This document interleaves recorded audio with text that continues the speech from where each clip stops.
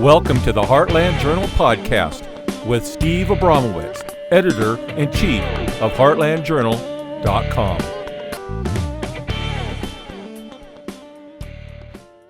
Howdy, y'all. Welcome back to the show. I'm Steve Abramowitz, and this is the Heartland Journal podcast. If you like what you hear, please subscribe and pass it all around. We only grow with your help. Hey, make it go viral.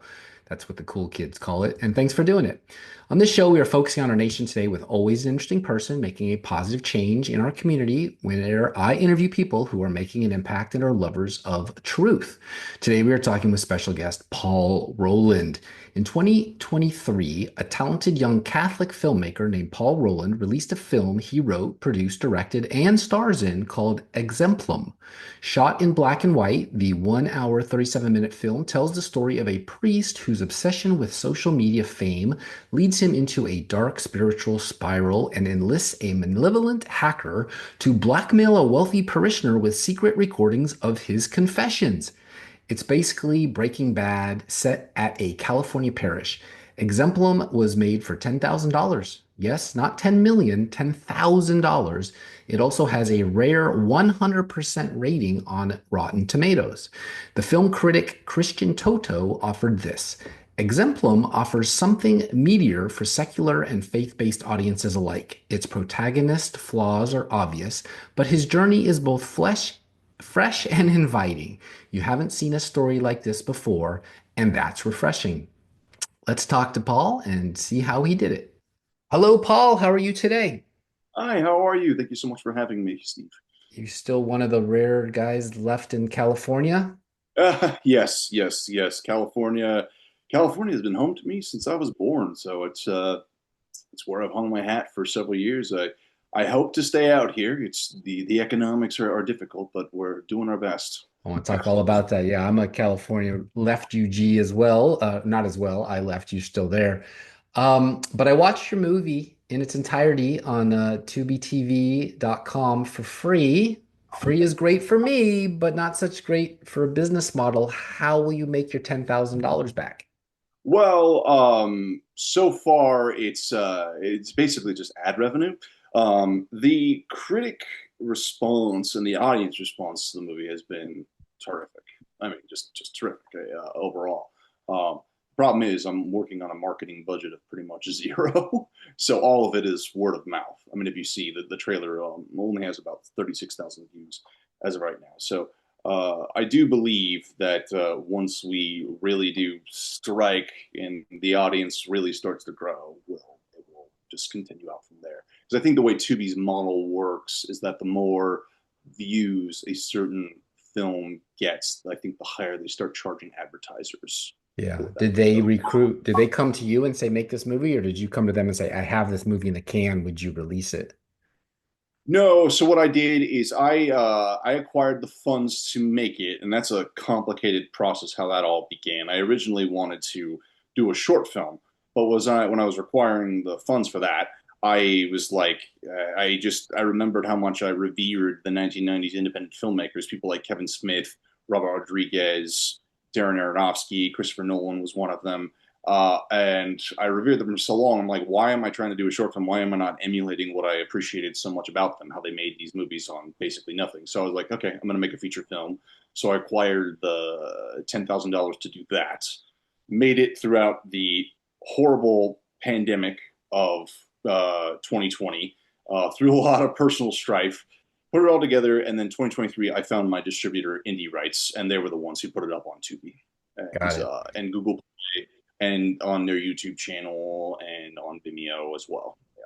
All right. Exemplum, Exemplum. The term itself comes from the Latin word for example. I had to look that up. I'm no genius, but I thought you could tell everyone what the title means to the movie and to you.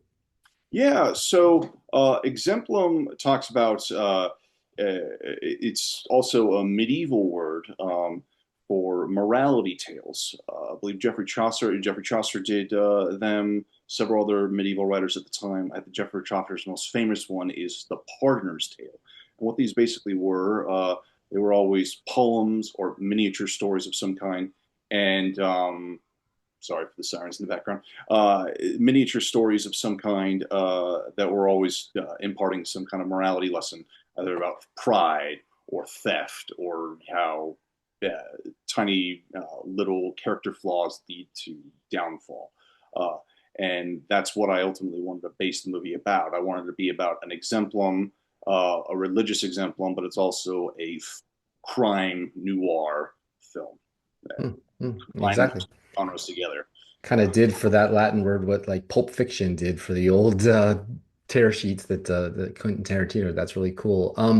I read you've been pursuing filmmaking since high school, and you've written like 6 feature film screenplays. Did you go the film school college route or jump right into making it out of high school? That's a great question. My journey is very interesting in this regard. And this actually kind of speaks to a little bit of the current project that I'm working on now, my fictional podcast, Punch the Line.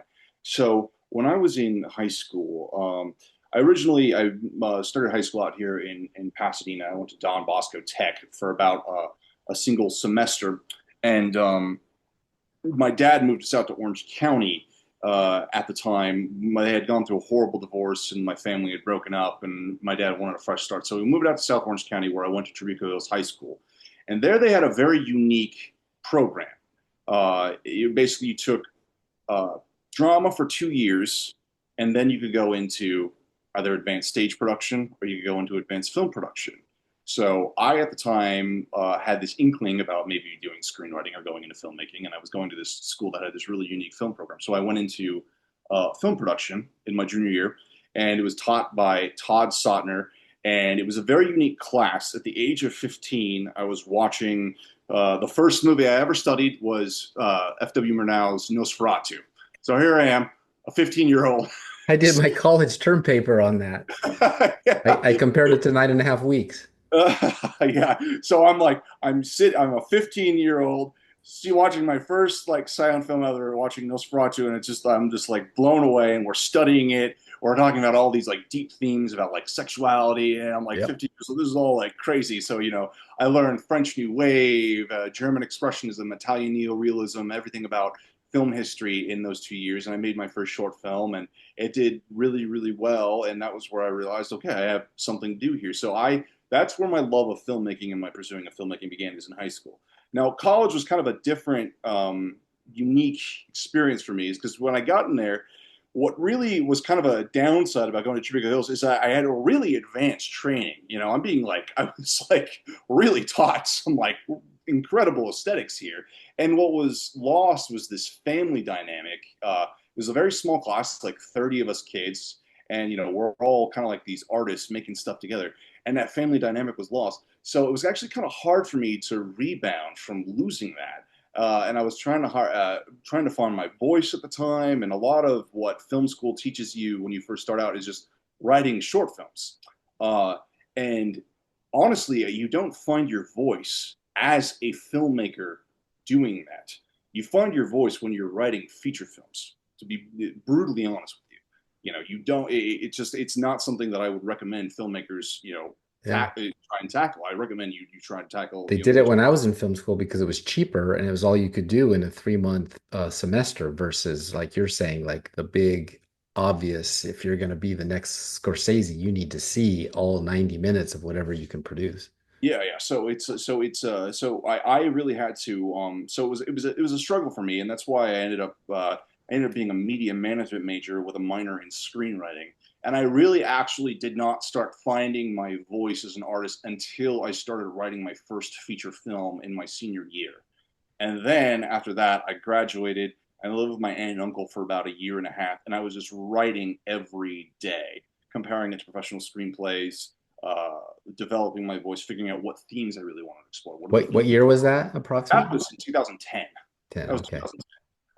And so that's where my voice as a filmmaker really started developing, when I started writing feature film screenplays. Then I got married, got a job, and I took about a couple of year break from doing that, as I just kind of like wondered, oh, am I really meant to do this? And then in 2015, I started firing up the engines again, and I've been pursuing it hardcore ever since, which led to Exemplum.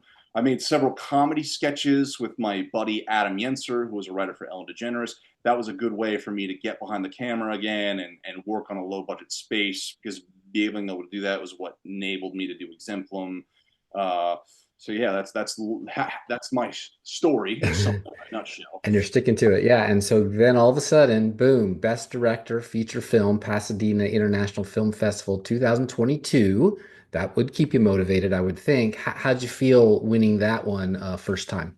Well, that was, I mean, it's like it was extremely exhilarating for me. I don't think people understand. At the festival level, especially in this day and age, it's exceptionally hard to get into a festival, even a kind of a mid-tier one like Pasadena International Film Festival. I think I got into it because I was a local, and I shot most of my movie in Pasadena.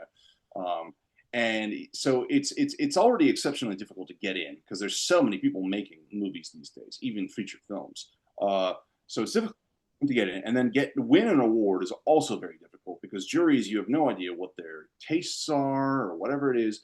And the fact that I won, and I was up against films that had full working crews, some even had like several $100,000 budgets, was really really special to me. I was like, okay, I know I did something right. Yeah. So yeah, it's a Yeah, value. mine was filmed in Griffith Park Observatory, and I couldn't get in. So I know exactly how you had to basically rise to the top, and that's fantastic. And then, of course, there's a bias. The jury members are going to also be from Pasadena. Hollywood is, very proven to be a very biased town. You happen to be a Catholic filmmaker. Any concerns going in, like, they'll never appreciate me, or not a concern? We're lightly, lightly, but I also really believed that the power of story could overtake those biases, and I think people would really appreciate the artistry of what the film was and the themes of what I'm exploring I think universal enough that I think it overcome people's biases, and I very much believe it did. That's Um, great. That's what it's going to take. That's what Scorsese had to do as a Catholic. yeah. I remember the phenomenon that Blair Witch was. I'm that old.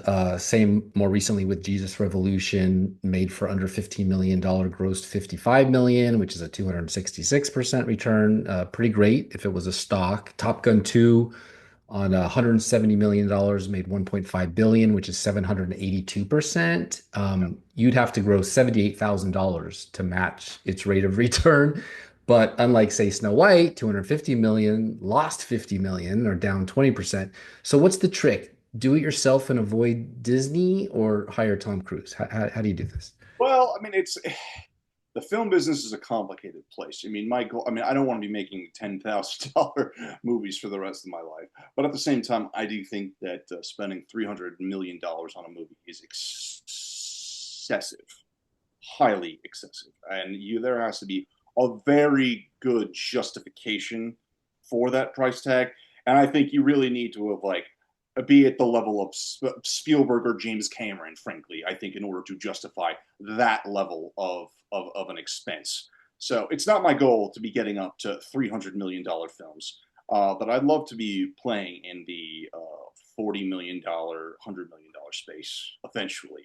That would be nice to get Okay. up to. Well, you'll get Um, noticed and they'll well, come calling. yeah, well, the problem with, I would say, the current industry model right now is that they have killed kind of the middle class of filmmaking, so to speak, the stepping stones. Um, what used to kind of exist were, there were a lot of, and I'm not just talking about, $20 million drama, character-based dramas, or something like that would have been in the 1990s, but the $30 million thriller, the $40 million action film, those kinds of things. I mean, they're just gone, and if they do exist, they exist only on streaming. And I firmly believe in the theatrical experience and the theatrical distribution model. I think that Hollywood needs to go back to that. I think there are some positive signs, though. I think Warner Brothers, I think, is learning some good lessons this year, especially seeing how their movie Weapons did very well, and a lot of original movies that they put out have done very well. And I think they might move more towards that model. The audience wants it, no question about it. I just think it's a better business model. I mean, it's just a better business model. If you have 10, 20 films that you're putting out, a year, they're varying budgets, 10 million, 20 million here. I mean, you're just if one of those strikes gold, one of those $40 million films becomes a $500 million, I mean, that's an incredible, rate of return, versus an overhead of 300 million. okay, if your overhead is 300 million and you gross $1 billion, I mean, you're really only looking at like maybe what, a $400 million gross after that, because after you've got Yeah, but Switzerland's like gross is just the beginning, and you got to start slicing it all with to the writers and to the directors, and everybody gets paid later. The studio's only going to make about 100 million on that, which is a lot of money, but it's certainly not worth the effort. yeah, it just doesn't strike me as a good business model. And I think the reason why they've been doing that is because they're hoping to launch film franchises, because they've all looked at the MCU and they're like, oh, we want this. Yeah. Oh, we want this so badly. But it's like, okay, the MCU is one thing, guys. Like, They sell more action figures and tickets to Disneyland than they do tickets to the theater when they have that type of thing, or the Lego pack, or whatever the case may be. So, a guy named Douglas Davidson, he wrote about you. Exemplum isn't afraid to point out the frailty of community constitution and what it looks like when that's taken advantage of. How'd you come across the subject that you worked with, and did Mr. Davidson get it the way you intended? Frailty of community constitution? well, I mean, the way I look at my movies is I leave people to come to their own conclusions about what it means, and I don't want to. Yeah, it's not my goal to correct people on on their interpretation of him, of what I put out. Now, where I kind of came across the idea of exemplum, to be brutally honest, there was no kind of thematic impulse initially, because like I said, I was working a very low budget film, so I kind of had to develop the entire idea around what I knew I could get for free or relatively cheap. So I did have in the back of my head this idea about a Catholic priest who records his confessions. Had no idea where the heck that was going to take me. And then so once I dive deep into that, I developed the idea. Well, I think the concept of recording people's confessions is a really awful thing to do, because you're taking people's secrets and holding them to yourself, and that's where I developed the whole idea about the Exemplum television show that he creates, and using their sins as inspiration, and then eventually things coming out of control, and then he uses it to blackmail people. Along the way, I did think about certain elements of my own life and my own experiences and other people's experiences to kind of incorporate that. So the like kind of the corruption thing that happens to Colin, him getting undercut by the bishop, is him getting silenced like that. There are cases read all the time about priests experiencing brutal treatment at the hands of bureaucracy, and so I thought putting that in there was interesting.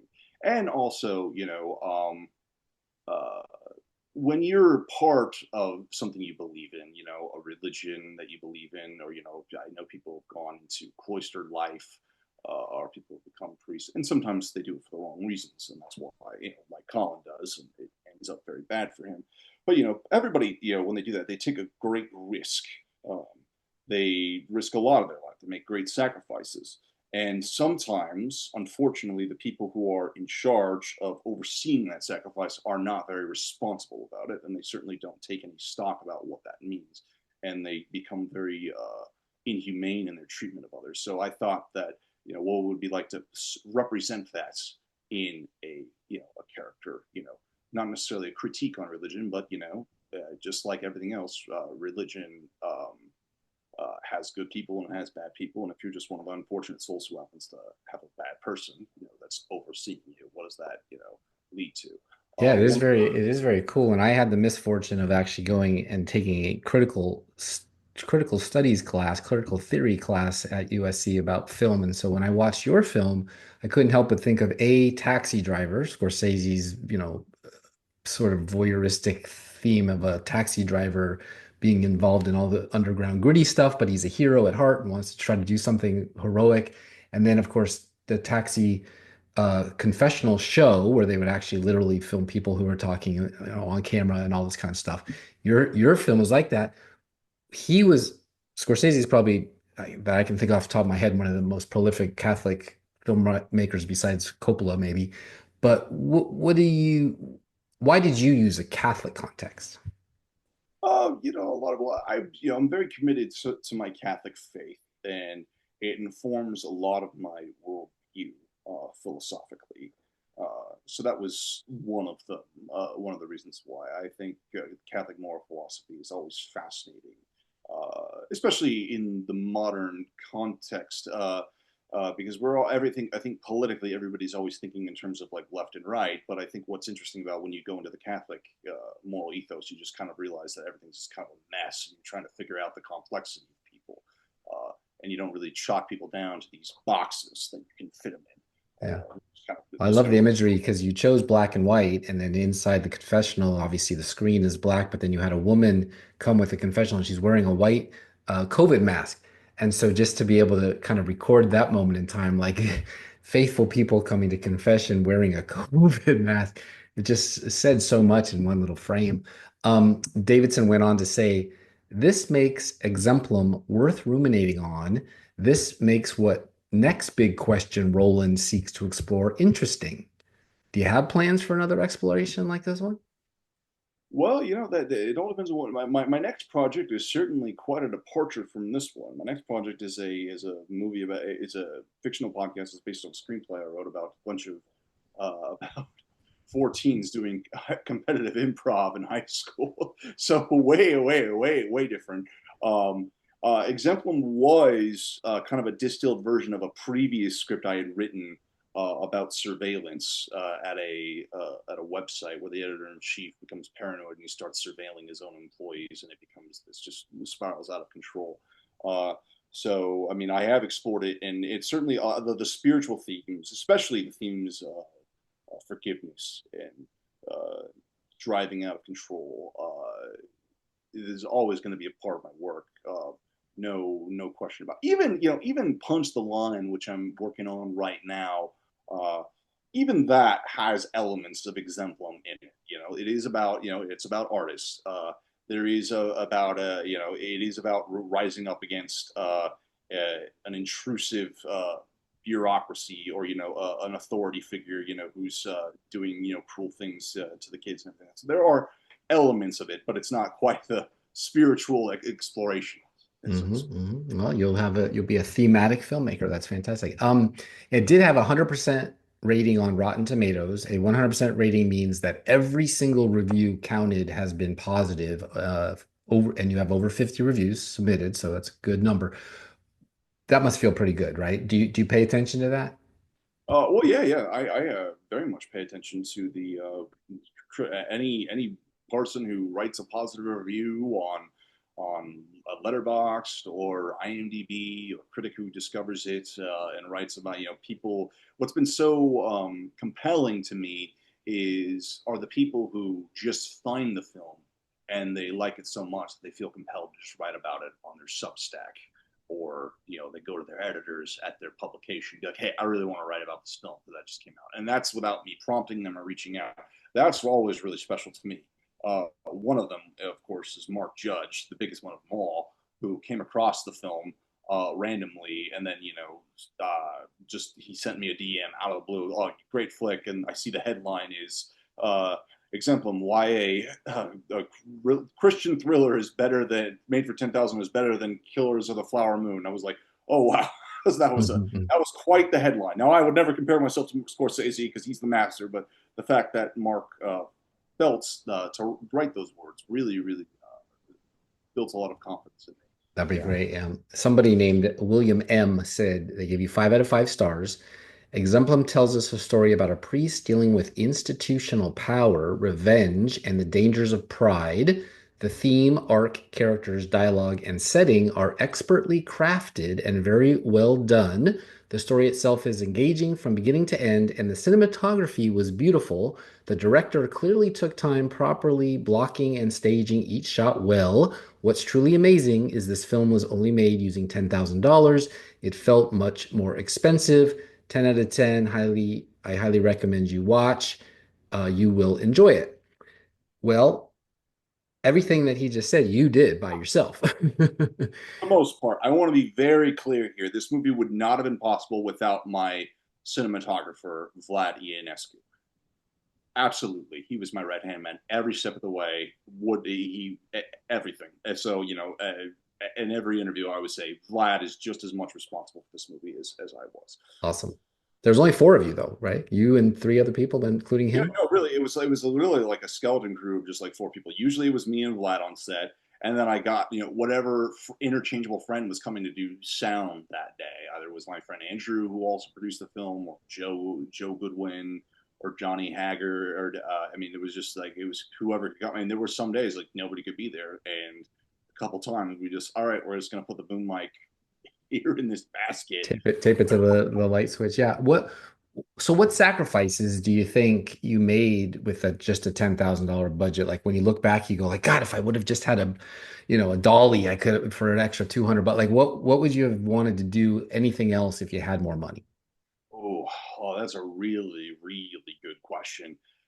I certainly would have spent a lot more time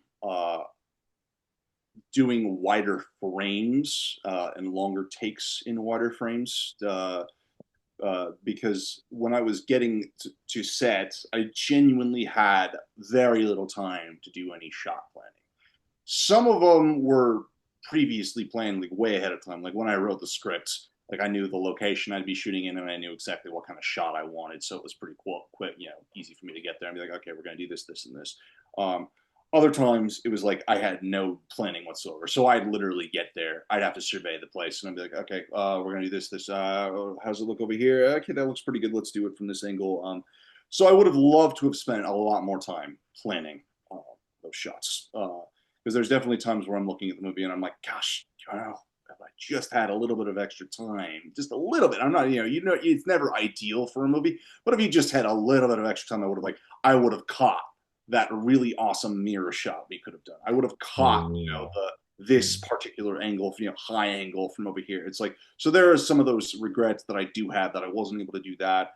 Also, if I had more money, I would have added a little bit extra shading to Colin's rise. I probably would have had more scenes with him in public settings, talking with more fans. Maybe I would have had him like at a really great like a speaking at like a luncheon or something like that. Just fill that out more to show how popular he is. But I just really just didn't have the money, and I probably would have. I like the fact that the bishop character is this just a symbol for just the hand of authority just coming in invisible, no face to it.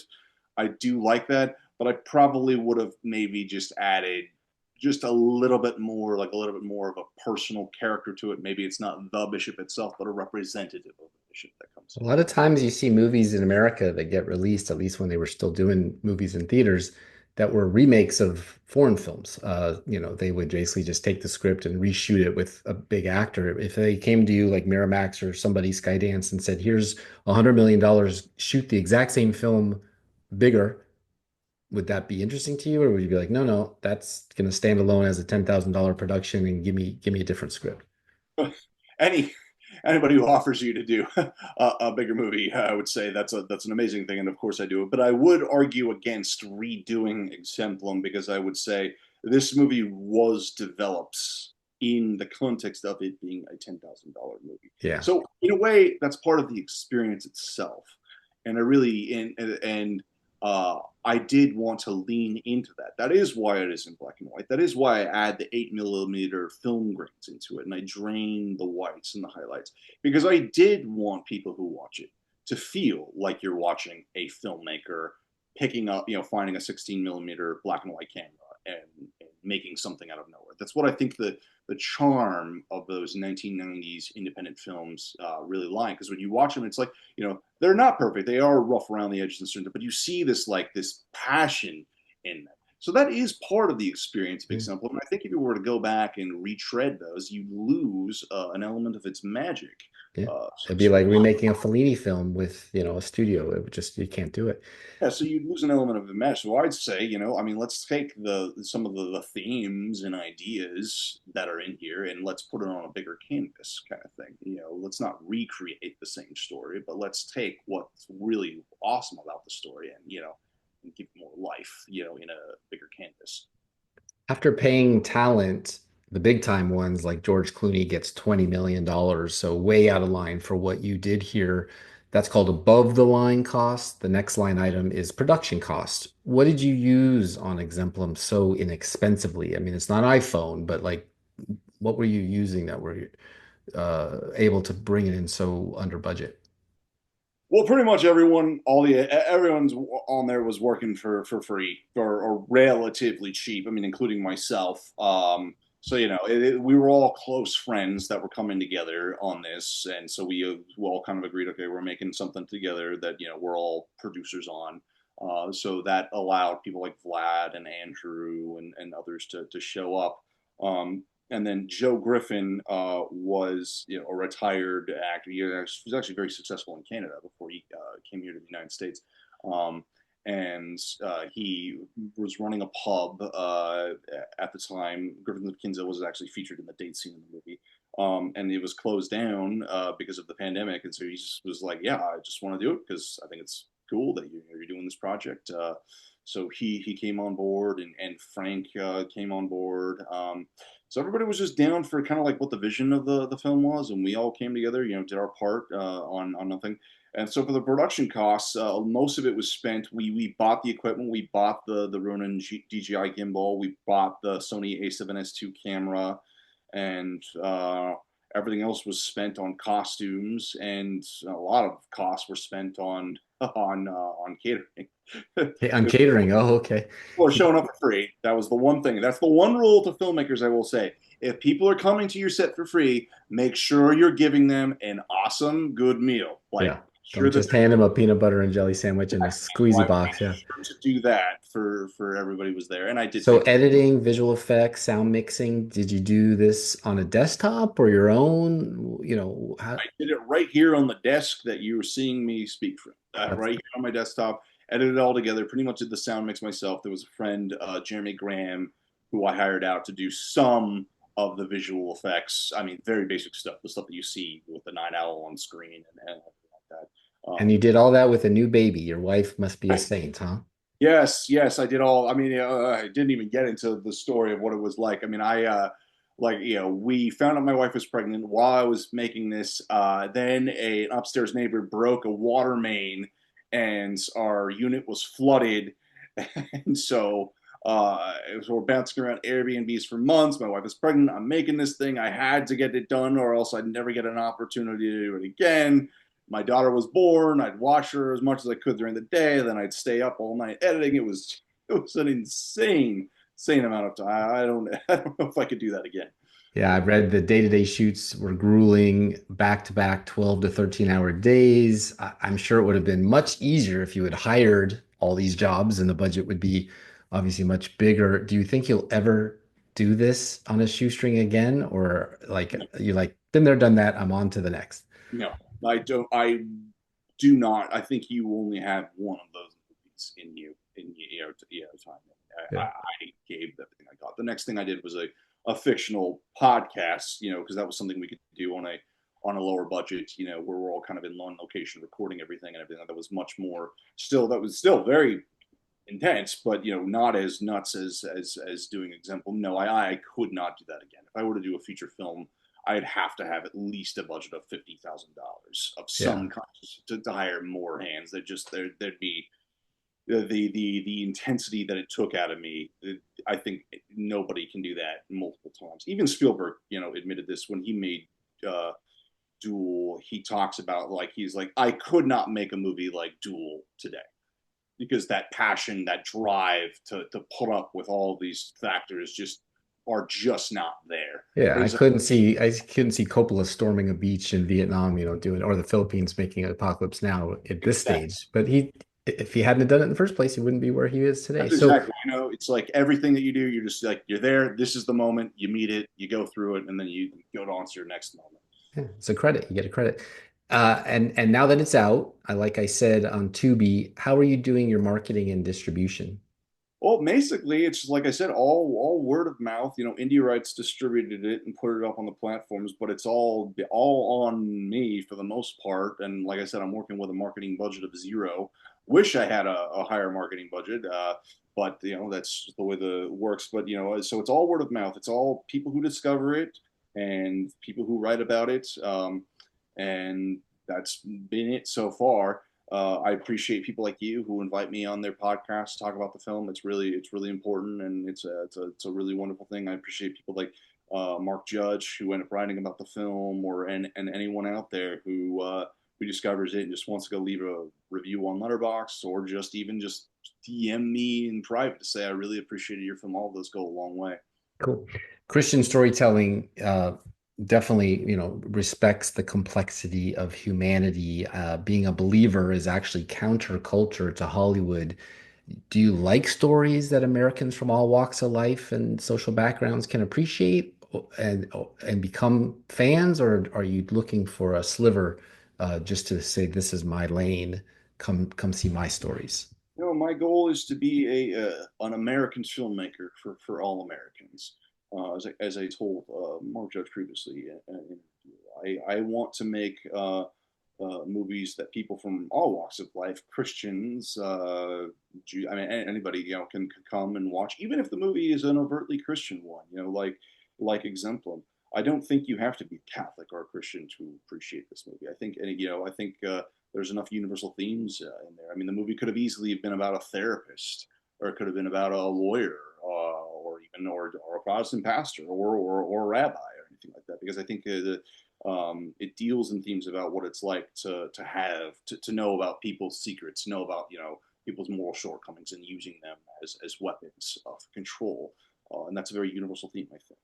If it would have been a rabbi, it would have been like that Seinfeld episode where he's not sworn to secrecy. He goes and tells the secrets immediately. So you picked the right venue where you're not supposed to do that.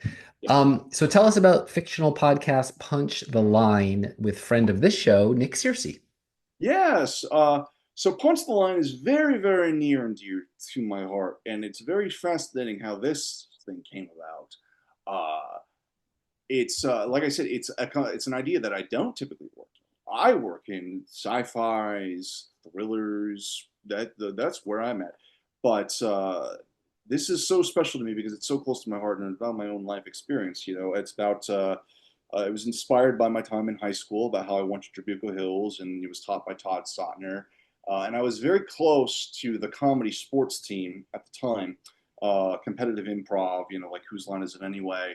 Kind of stuff. And I just remember thinking in high school, I think it was like my sophomore year, I was just sitting in the theater watching a show, and I would be like, this would be really cool for like a kind of like a high school coming of age teen comedy. Didn't think about it for 16 years. Didn't think about it until I had Todd Sotner at my premiere and for Exemplum, and I honored him, and I even got a tear in my eye talking about he taught me all of my first films growing up, and the idea came back to me, and it all popped in my head, and I married it with the John Hughes aspects and my own life story, and the fact that nobody had ever done a movie about a high school competitive improv team, and it was very rich for a cinematic storytelling. And I was just like, this is a really good idea. This is actually really, really, really good. So I immediately got on to developing a pitch for it. I was able to get some funds to develop the script.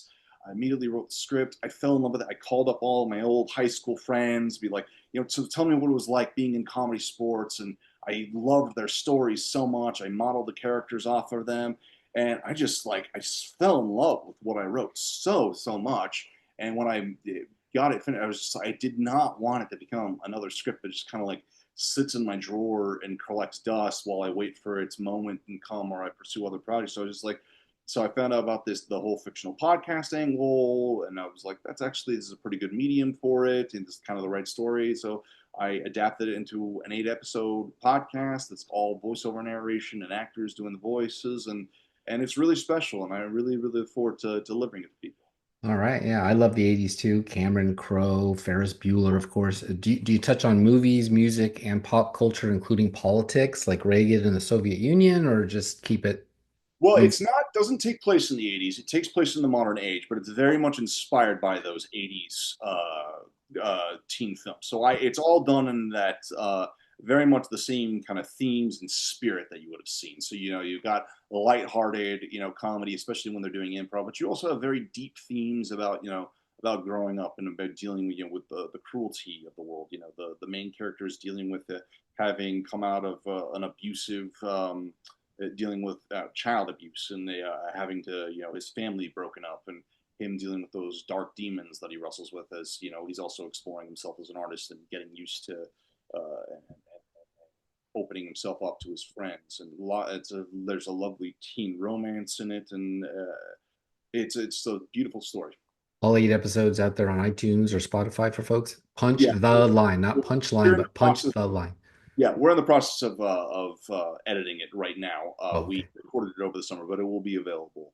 Coming soon. Coming soon to a podcast near you. So no spoiler alert here, but there are four main endings to movies, basically. Resolved, unresolved, ambiguous, and twist endings. What's your choice with Exemplum? Oh, I would say Exemplum has a twist ending, but I think people need to.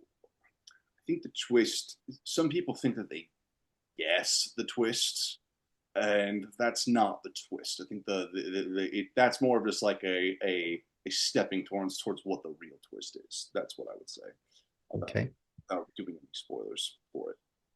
There was a movie called Clerks, was made for $27,000, bought by Miramax for $230,000. Clerks 2 for $5 million, grossed $27 million. Would you step it up on E2 or keep it skinny again? And is there a plan for a sequel? There is no plan for an Exemplum sequel. Certainly not with the characters that are in the movie that I would plan. If there was any type of branching out or franchise opportunity for Exemplum, if you will, is I actually would love to see an actual. It would be kind of like a series where it's like, okay, kind of like what the Fargo series is right now. I think it would be a new setting, so to speak, new character, new kind of Exemplum that's being explored, new crime thriller done in like this religious setting. I think that's what Exemplum could be. Either it could be a TV series like that or just a film series like that, a kind of an anthology. Very cool. All right. Well, Paul, thank you for taking the time to talk to us. We are at the end here, so tell everyone where they can go to find out more about you, follow your upcoming projects, and social media, and of course, where else they can see Exemplum. Yes, you can follow me on Instagram or X at Proland Films, P Roland, at P Roland Films, or you can go to my YouTube channel. You can watch Exemplum on Tubi for free. You can watch it on Google Play or Vimeo on demand. I highly, even though it is for free on YouTube and Tubi, I highly recommend, if you can, to rent it on Google Play or YouTube Movies or Vimeo. It's a much better quality, much better experiences, no ad breaks, and immediate revenue for me. So that's great too. Awesome. Well, keep up the good work. Thanks for coming on. Hold on, everybody. I will be right back. Sing a song about the heartland, the only place I feel at home. Sing about the way a good man works until the daylight's gone. Sing the rain on the roof. Welcome back, my people. Hopefully, you stuck around for this. It is that time to remind you to please subscribe to heartlandjournal.com. That's how we grow and keep this content free for you. So, about 5 seconds worth of promo for myself, and the rest of the hour is entertainment. Now, the Heartland Journal news. Inside Wealth AI is creating new billionaires at a record pace. Artificial intelligence startups have minted dozens of new billionaires this year, adding to an AI boom that's quickly becoming the largest wealth creation spree in recent history. Blockbuster fundraising rounds this year for Anthropic, Safe Superintelligence, OpenAI, AnySphere, and other startups have created vast new paper fortunes and propelled valuations to record levels. There are now 498 AI unicorns, or private AI companies with valuations of $1 billion or more, with a combined value of $2.7 trillion, according to CB Insights. Fully 100 of them were founded since 2023. There are more than 1,300 AI startups with valuations of over $100 million, the firm said. Combined with the soaring stock prices of NVIDIA, Meta, Microsoft, and other publicly traded AI-related firms, along with the infrastructure companies that are building data centers and computing power and the huge payouts for AI engineers, AI is creating personal wealth on a scale that makes the past two tech waves look like warm-ups. Going back over 100 years of data, we have never seen wealth created at this size and speed, said Andrew McAfee, principal researcher at MIT. It's unprecedented. A new crop of billionaires is rising with skyrocketing valuations. In March, Bloomberg estimated that 4 of the largest private AI companies have created at least 15 billionaires with a combined net worth of $38 billion. More than a dozen unicorns have been crowned since then. Still, the AI surge is largely centered in the Bay Area, reminiscent of the dot-com era. Last year, Silicon Valley companies raised more than $35 billion in venture funding, according to the Silicon Valley Institute for Regional Studies. San Francisco now has more billionaires than New York, with 82 compared with New York's 66, according to New World Wealth and Hensley and Partners. The Bay Area's millionaire population has doubled over the past decade compared with New York's growth of 45%. More homes sold over $20 million in San Francisco last year than in any other year in history, according to Sotheby's International Realty. They would know. Rising rents, home prices, and demand in the city, attributed in large part to AI, mark a sharp turnaround for a city facing a doom loop just a few years ago. It's astonishing how geographically concentrated this AI wave is, said McAfee, who is also co-director of MIT's initiative on the digital economy. The people who know how to found and fund and grow tech companies are there. I've heard people say for 25 years, this is the end of Silicon Valley, or some other place is the new Silicon Valley, but Silicon Valley is still Silicon Valley, he said. Everyone gets depressed sometimes, even Google Gemini, apparently. People using Google generative AI chatbot said it began sharing self-loathing messages while attempting to solve tasks, prompting a response from a Google staffer.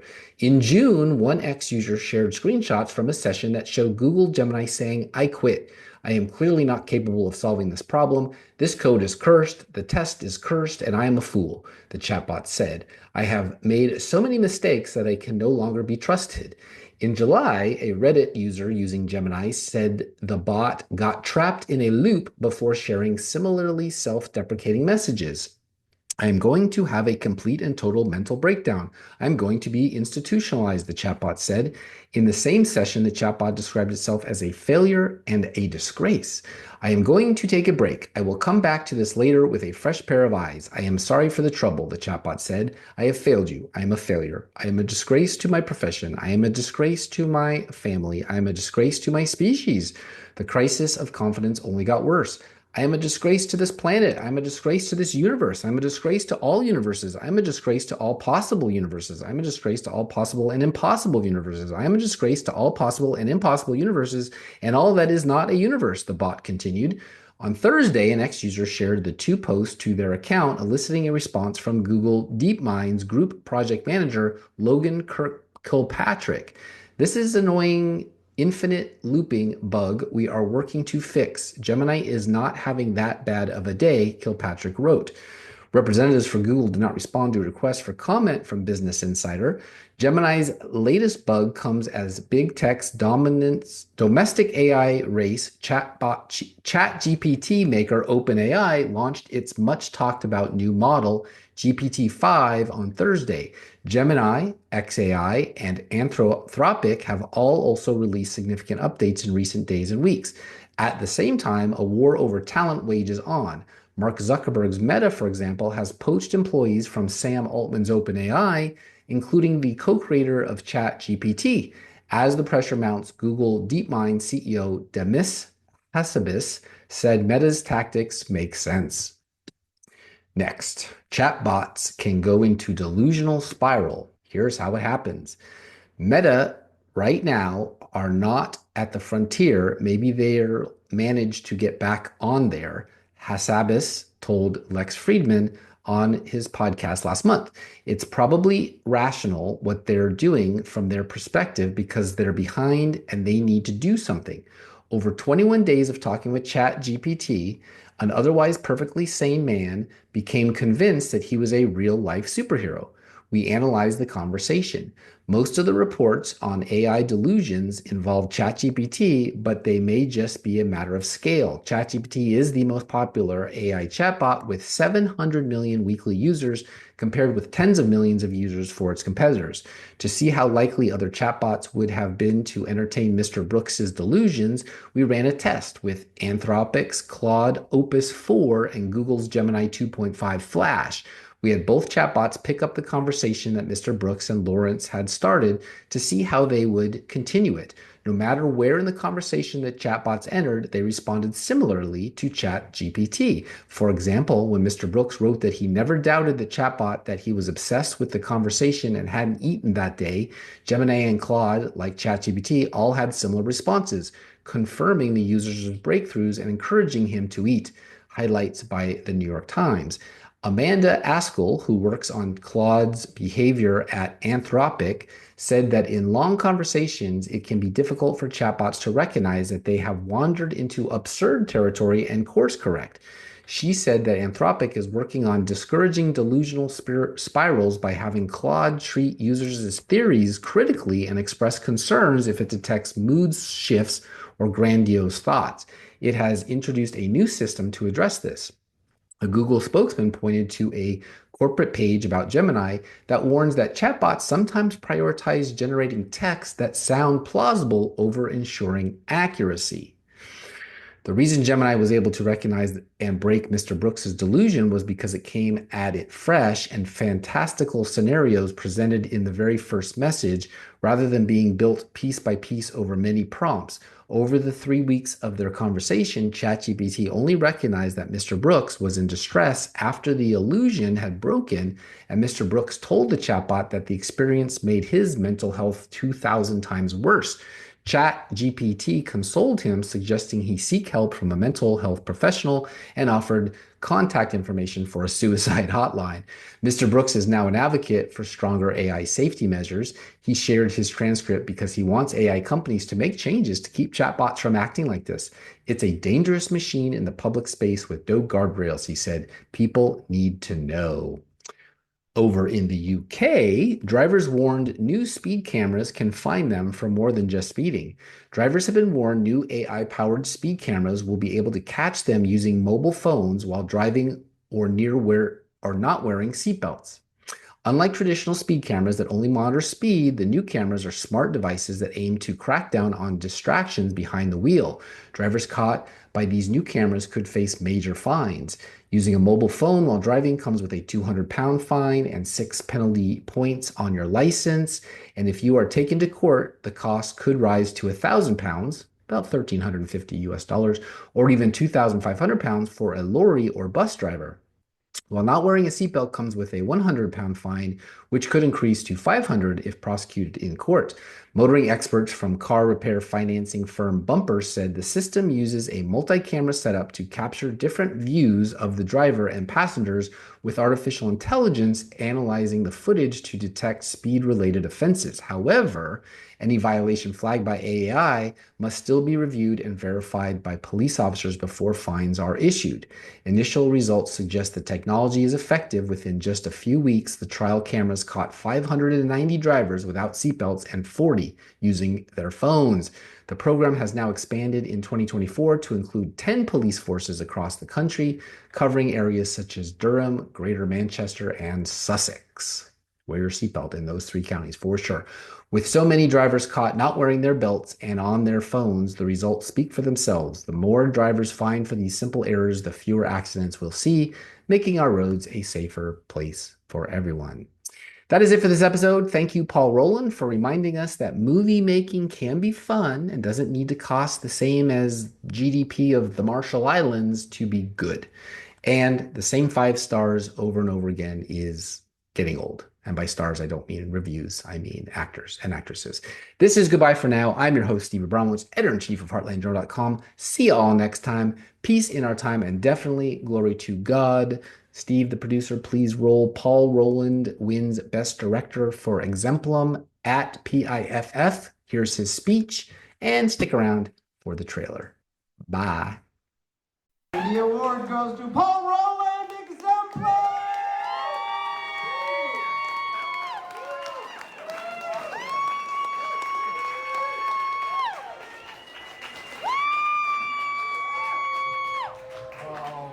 Wow, this is really amazing. First off, I want to thank Marco and Jessica and the Pasadena International Film Festival for featuring this film and allowing us to show it to all of you. I just want to thank everybody who helped make this happen. Seriously, this came with a lot of pain and a lot of sacrifice, and everyone who contributed to this film, big and small, were indispensable. My cinematographer, Vlad Ionescu, who was with me every step of the way, this movie would not have been possible without him, and I really wish he could be with me tonight to share this award with me.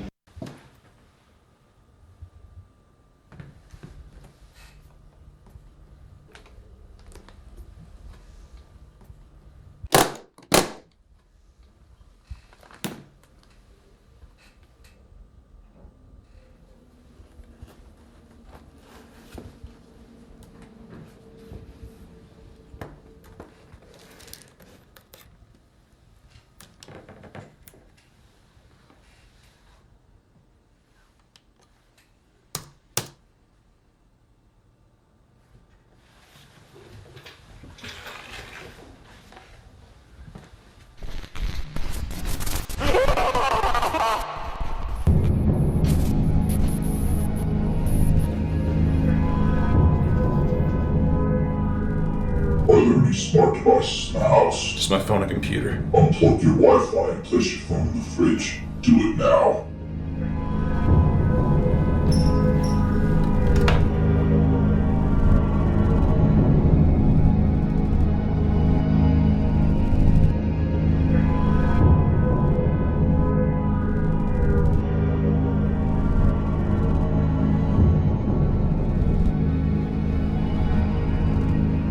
The tape recording, do you have it? Yes. Play it for me, now.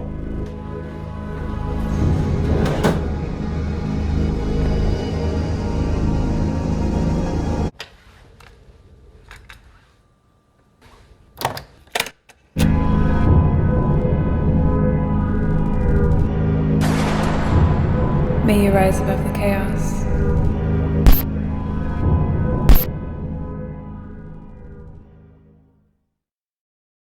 This week, Steve not only joins Yaffe on the Yaffe Show, he also shows up on the Blue Collar Intellectual Show, where he speaks with host Julian Accord about the extreme water usage and data centers. You can read more about that article at theheartlandjournal.com.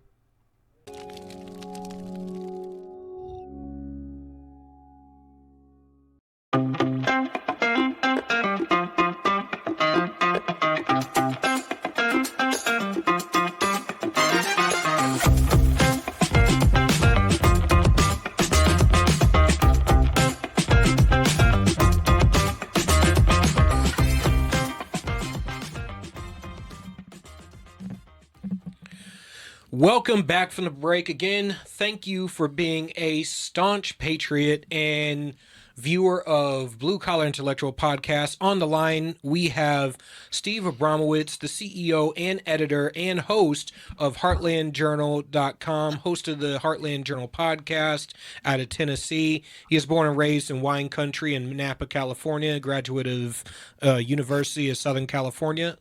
Woo! USC. Thank you for coming on. Thank you for coming on. Thank you for your service, Julian. Thank you. Thank you. It's a lot. It's a lot. Well, compared to what I do for a living, sit here in front of a microphone, it's nothing. Or it's everything, I should say. Sorry. You gave me a freedom of speech, so bless you. I appreciate it very much. So we have you on the line today to discuss data centers and water usage, and particularly in relation to what's going on in Tucson, Arizona, where the city of Tucson turned down a data center because they already have a water usage issue being out there in the desert. But then on top of it, these data usage centers use so much water in order to cool the data center that it became infrastructurally an impossibility for the city.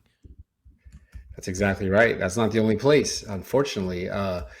We just had in Georgia, next door to where I am, Monroe County, as a matter of fact, they denied a proposal for a 900-acre development right off of I-75.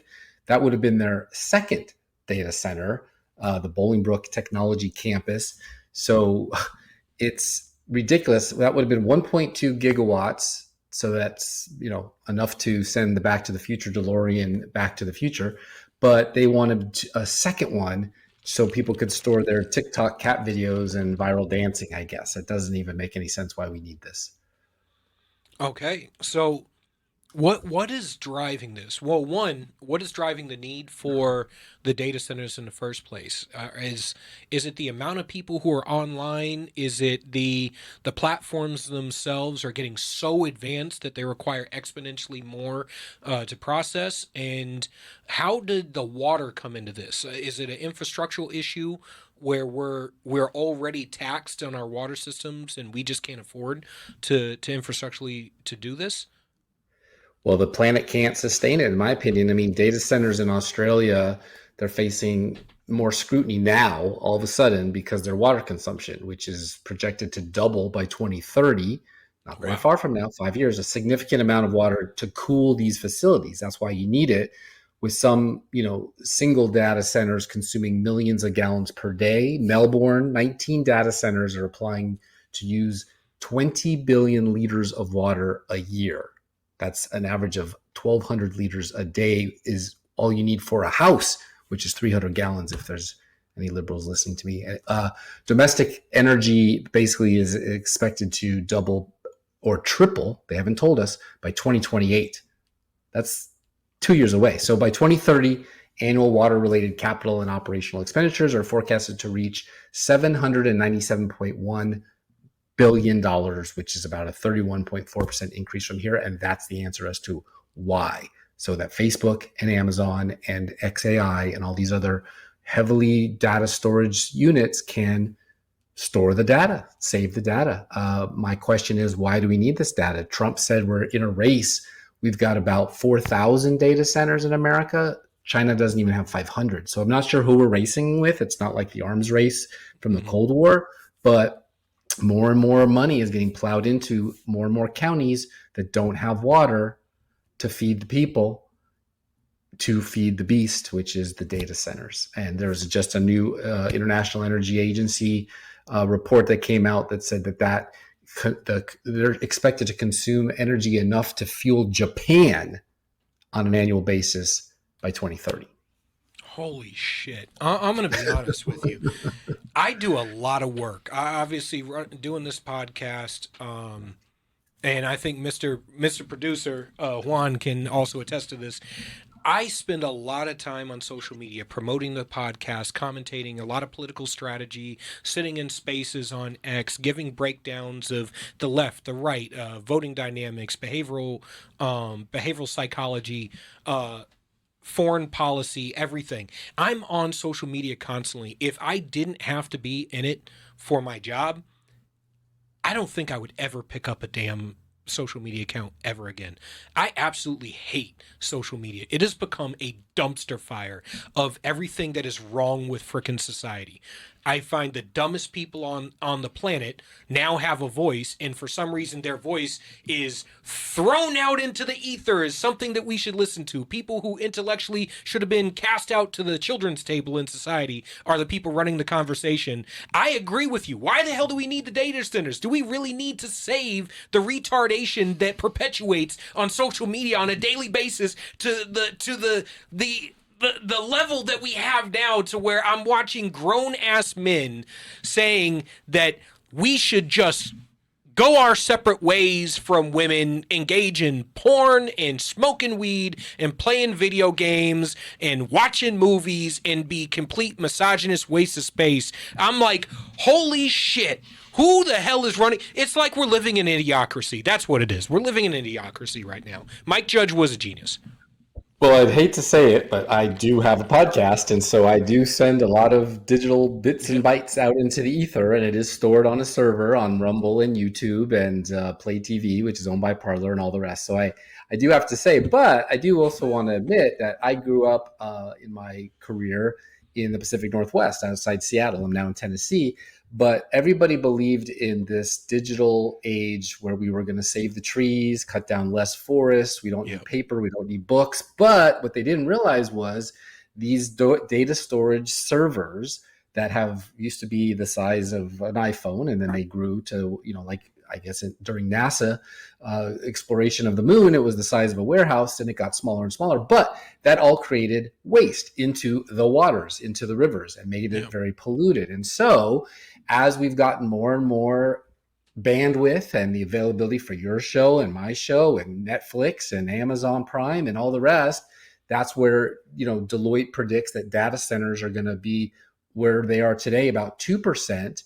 By 2028, as much as 28 million households worth of energy, and that is making the prices go up. So not only are we polluting the waters, we are economically devastating the folks who thought this was a very convenient, cheap way to listen to music, right? Well, that's long gone. So another one, a massive proposed data center near Delaware City, likely raise residents' electric bills. The first hyperscale data center in Sioux Falls. So they're looking, just like they used to look for Walmarts and Costco's, where to buy the cheap land to put the big warehouse on. They're looking for the cheap land to put the data centers on that have water. Well, that happens to be a lot of times next to where people have built cities and towns and townships and farms, right? So scientists now report that so much groundwater is being pumped out of the ground that this affects how the Earth spins on its axis, right? Popular Mechanics said tilted 31.5 inches, which probably causing flooding and moved Tornado Alley a bit north, like here in Tennessee, which for me is good where I live, but not good for Nashville. So anyway, point is that this freshwater resources are rapidly disappearing, creating arid mega regions and causing sea levels to rise. They didn't learn their lesson with solar panels, which was frying the turtles in the ground, but also getting pelted by hail, which will put $1 billion solar panel field out in Wyoming out of business overnight. But they didn't learn the lesson. And hydro the same way. They're blowing up the dams. Colorado River Basin has lost a Lake Mead's worth of water in the last 20 years.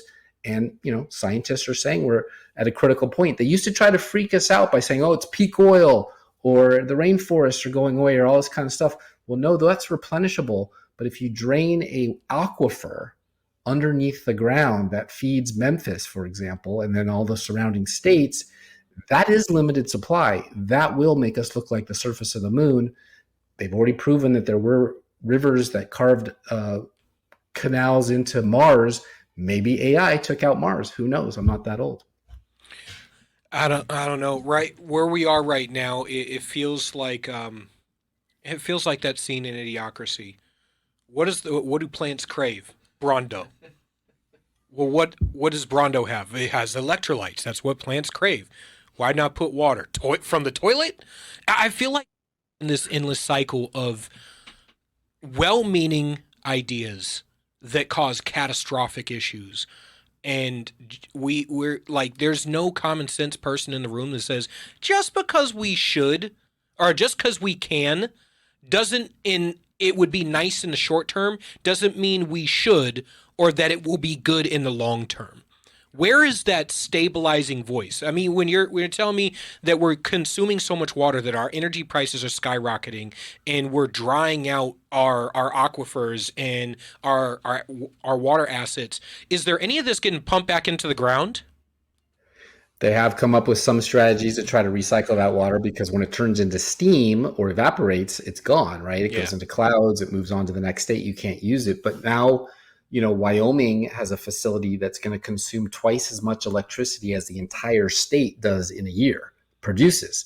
So what are they going to do? They're going to have to go across the way to Idaho. They're going to have to go to Canada. They're going to have to go elsewhere to try to get that energy that they can't produce anymore because they used it all up. And according to McKinsey Global Institute study, if you believe those guys, AI could generate an additional 13 to 22 trillion dollars in economic value by 2033. That's what they want. So when you're looking back at Zuckerberg or Gates or Elon Musk or any of these people saying, well, is the water and the sustainability of our farms and our plants and our humans more important than $22 trillion of profit potential and owning that market and beating China and beating the UK. The UK just had a tweet. I don't know if you saw it. I put it out there before the show. They basically told everybody, hey, we're going to have a drought. Start deleting your old pictures off your computer because data storage consumes a ton of water. So they're just now starting to figure this out. And so God bless Georgia and Macon County unanimously voted no, we're not going to have a second one. So finally the tide is turning where the city councils are saying, wait a minute, we don't need storage as badly as we need our water enough. So if the tide will turn, no pun intended, we could put a stop to this and not reach those expectations that McKinley is saying that we're going to compound it double or triple in the next decade, because we really don't need it. I don't understand why we need it. I mean, we went from the NASA warehouses to fly to the moon, they say, to iPhones, to shuffles. Do we really need massive storage units to collect that information? I don't think we do. Just, let it be said, let it go out into the ether, and that's it, done. But I guess they want to have it for posterity so that the cyber, or the 1,200 miles away, there's supposed to be or 12,000 light years away, there's supposed to be a meteor heading towards us. If it's manned by somebody, they can come and do the research and see what you and I were talking about today on the Ethernet. I honestly, I'm listening to this, and all I can think is, one, not everything that we say, think, and do needs to be recorded. Part of the thing that makes memories priceless and valuable is the fact that they're memories. It is the fact that they were here for a moment and then we're gone. However, at the same time, at least some people are catching on, and there's some sobering minds out there who are looking at the long-term effects of this. And I hope that there is a turn, but what I'm seeing is I don't understand how they can look at the short-term profit potential and not see the long-term ramifications of the very people that you're going to reap profit from are the people who are no longer going to be able to afford your product because they can't afford to heat or cool their house or to keep their house. Well, don't forget, there's a big move towards transhumanism, right? Elon Musk, Starlink, or Neuralink, and Bill Gates and all his fake food, and they don't really care so much about you and me since we will be gone by the time these profits are reaped. They want to, they want to live forever somehow and sustain their technology to service the plastic stuff that Walmart sells. I don't know. I've always subscribed to the Henry Ford theory of business, is like you want to provide something that your consumers will buy. And if they repeat buy, that's fantastic. That means you're doing a good job. They like your quality. They'll tell their friends and you'll do a lot of business. You start doing like the cigarette model and you kill off your customers, not very sustainable. But they must have other purposes. And we know that Musk wants to go populate Mars. He doesn't even really care about here. So no offense to him personally. I don't know what the goal is. I don't know when God's going to intervene and say, okay, enough, Tower of Babel stuff. And that could be right around the time people start saying, wait a minute, we need that water to flush our toilets and drink. But there are places in America right this very minute that don't have it. They're boiling their water in Southern California because a pipe broke because Gavin Newsom isn't doing his job to make sure infrastructure is staying. So they do have a problem between man's desire to be sustained and live and technology's ability to actually deliver storage. I don't know. It's weird. This is one of those situations that drives people to think that there is no justice, that there is no worth saving democracy, and that's what's driving these insane people to go out and try to assassinate CEOs of major corporations. I'm just telling you, when you tell people that there's no they're there and that the pain that they're feeling isn't real, and you shut them down and you tell them the system of justice isn't real, they're going to go out and seek justice on their own. I'd suggest pulling away from the abyss. Thank you, sir. I'm so glad you came on. Again, this is Steve Abramowitz. He is the host of Heartland Journal's Tennessee podcast and CEO and editor of heartlandjournal.com. Thank you for coming on. Where can people find you? My favorite place to send people is heartlandjournal.com. You can get the podcast, you can get new news, you can get my column every Friday. You can this will probably be on there. So yes, heartlandjournal.com on any of your technology devices. All right, sir. Thank you for coming on. I look forward to having you on again in the future. I'm sure this is not going away anytime soon. All right, God people, bless. That is the end of this week's. Yeah, I've been dreaming of the